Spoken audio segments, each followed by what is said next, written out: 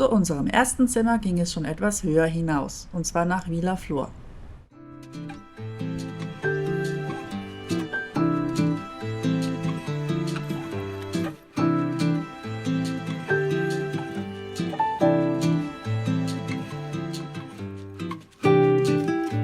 Viel gibt es hier eigentlich nicht zu zeigen, denn es war ein recht einfach gehaltenes Zimmer und das Wichtigste war für uns, dass es sauber war. Und zum Übernachten reichte es auch vollkommen aus.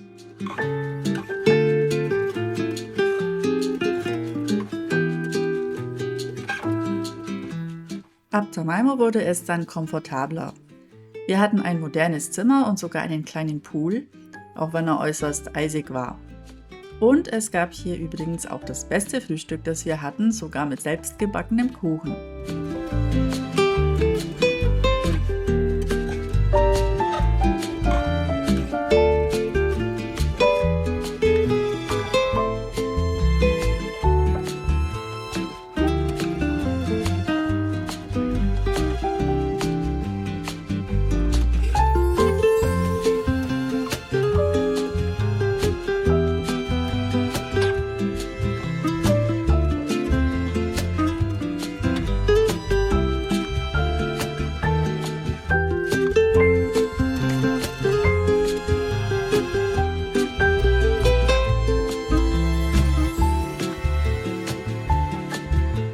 Diese Wohnung hier in Isort de los Vinos war mega groß, fast 100 Quadratmeter und auch fast zu schade, um nur eine Nacht drin zu bleiben.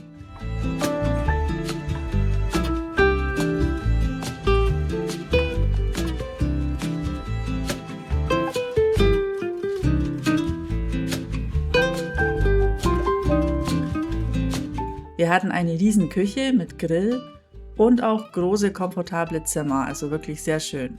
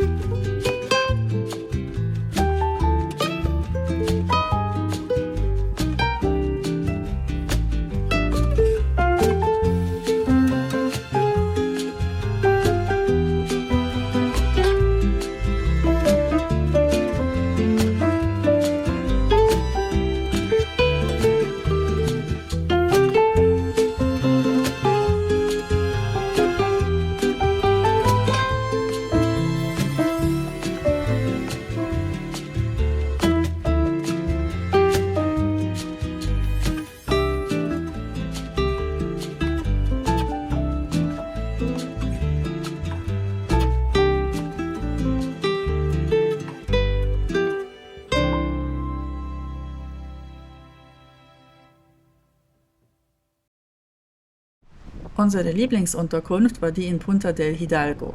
Das Haus sieht jetzt eher nicht so einladend aus von außen, eher wie so ein riesiger Klotz, aber unsere kleine Wohnung lag im 7. Stockwerk und wir hatten jeden Abend eine mega Aussicht auf den Sonnenuntergang und es lag eben direkt am Meer. Der Vorteil war auch, man hatte dort einen Pool, den man einfach mitnutzen konnte.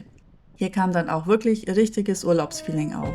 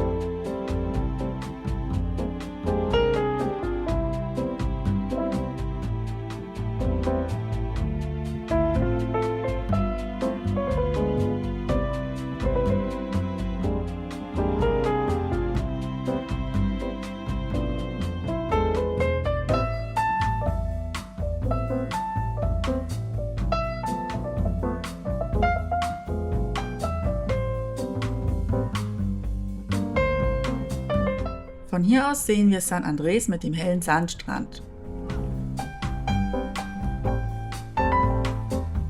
Hier hausten wir ebenfalls in einem Mini-Wohnblock und hatten auch eine schöne große Wohnung. Man hätte von hier aus auch zum Strand laufen können, falls dort jetzt keine Parkplätze frei gewesen wären.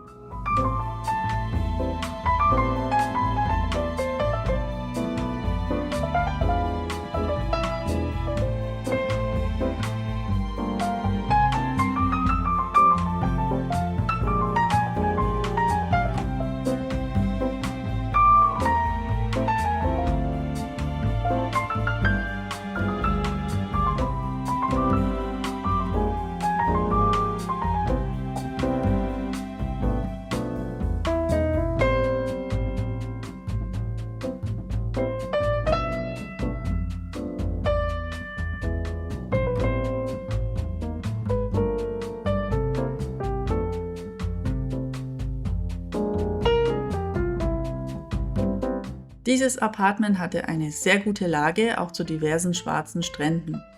Es befand sich in einem abgesperrten Wohnkomplex mit eigenem Pool. Die Wohnung hatte auch alles, was man brauchte, sogar eine Klimaanlage.